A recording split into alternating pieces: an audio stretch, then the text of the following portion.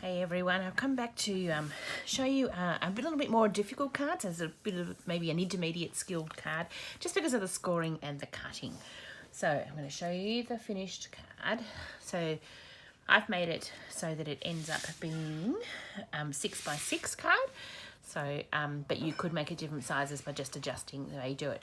So this one at the front has a little opening where you can write your sentiment, a message, and then it opens up like this and stands up like that. So when you stand it up, it'll look like that. You can see. All right, so it's quite easy, but it's just attention to detail with the scoring and the cutting. So I'm going to walk you through that now, and then I'm going to tell you how to, then I'll sort of put the measurements up for how you decorate it, and you can decorate it any way you like. Like, you don't have to make this bit here. You could just make it like this, and then they could write on the back of the card. But I kind of like that this is a card as well as a pretty decoration piece. All right, so I'm just going to pop that aside for a minute. And I just wanted to say that card features this beautiful, simple floral stamp and thin cuts. It's available now in the current July-August catalogue, and it's got thin cuts and stamps, and it's just pretty, and it makes beautiful flowers for any project you're working on, whether a page or a card or whatever. All right, so what you start with is, I'll use my scoreboard first of all. And you start with a piece of cardstock that is 6x10.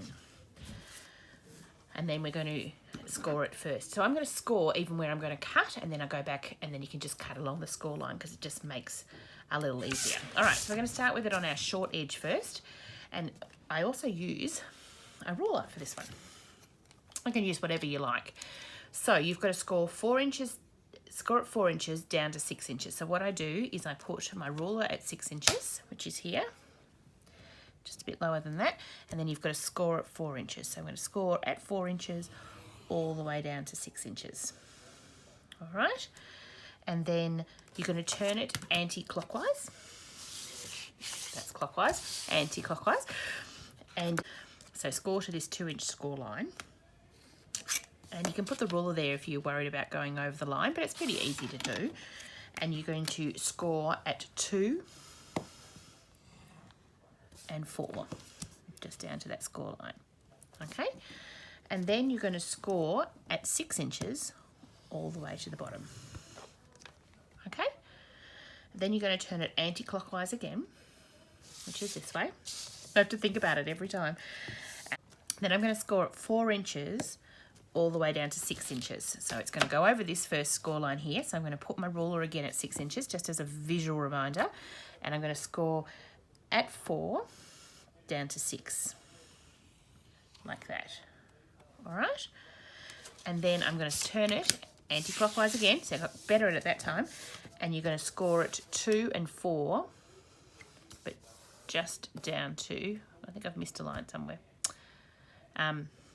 You're going to score it at 2 and 4, which is already done. And then we also need to score it at 6. I've missed that instruction there. So we score it at 6 there. All right. So I don't know if you can see that, but it's like a piece out of a Tetris there. And you've got your 2 4-inch squares here. And you've got, these are all 2-inch squares along here. And so they're all scored. Okay.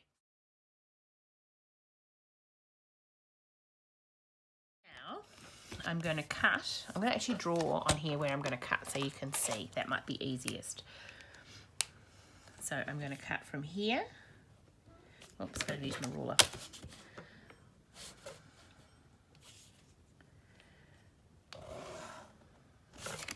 I'll cut there. And I'm going to cut here. Like that. Okay?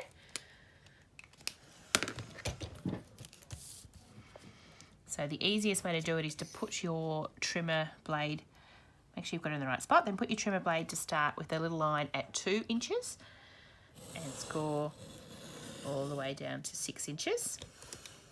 And then turn it over the other way. Normally you wouldn't mark it, obviously. And you're going to put this at the score line again. And it's going to be at the 6-inch mark, exactly where you left it. and push it all the way up to the 2-inch mark. So it's exactly the same cut, just at the two ends. And that gives you your card. So then you've got to work out how it folds, and it's when there's a full line like here, it's easier to fold that way, and it's good to fold it both ways. So, because some of them will go one way and some will go the other. So you can see that that comes out and that comes out like that. Whoops.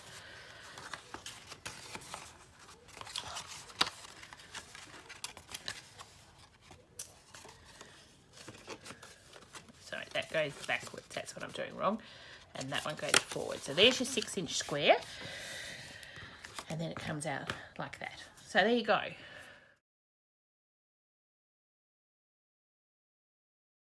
Sorry, it's 7. So if you're going to do this bit here with a card, what you do is you have a piece that is 3.75 by 7.5 and you score it along the long edge at 3.75 to make this little card. And then the inside and this piece is 3.5. So I just wanted to share the sizing for the designer paper, the background texture paper.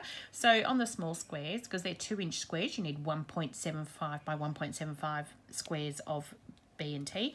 And on the big ones, you start with 3.75. And then if you're doing a second layer, that's 3.5. And that's how you put it together. So you can easily see how it comes together when I've got both of them there for you. Thanks for watching along tonight, and I hope you have fun, and don't forget to share your projects if you finish them.